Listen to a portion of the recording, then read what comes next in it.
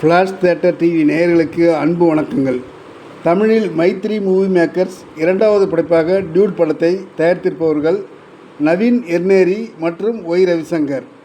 பிரதீப் ரங்கநாதன் முதல் முறையாக டைரக்ட் செய்து ஜெயம் ரவி நடித்திருந்த கோமாளி படம் சூப்பர் ஹிட் ஆனது.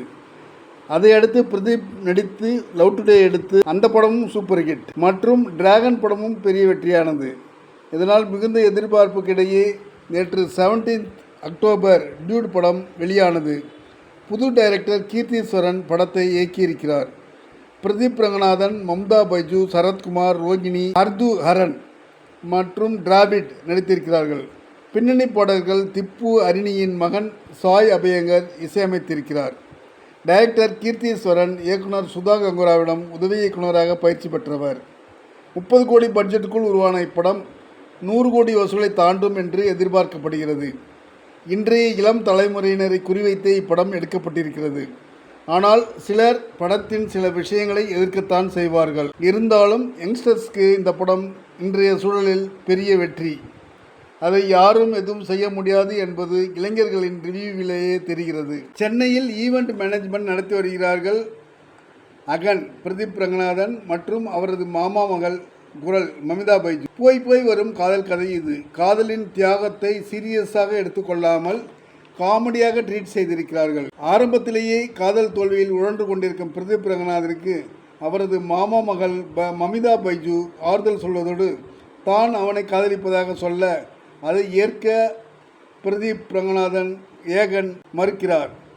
அதனால் விரக்தியாகும் குரல் மமிதா பைஜு படிக்க வேறு ஊர் சென்று விடுகிறார். அவள் பிரிந்திருக்கும் வேளையில் அவள் மீது காதல் வந்துவிடுகிறது பிரதீப்புக்கு. மீண்டும் அவளிடம் தனது காதலை சொல்கையில் அவள் ஏற்கவில்லை. வேறு ஒருவனை காதலிப்பதாக சொல்கிறாள்.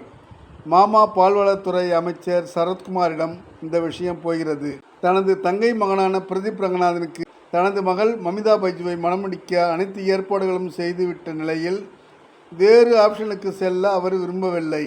அடுத்தடுத்த திருப்பங்கள். மமிதா பைஜு வேறு ஒருவனை விரும்புவதாக மட்டுமா சொல்கிறார்?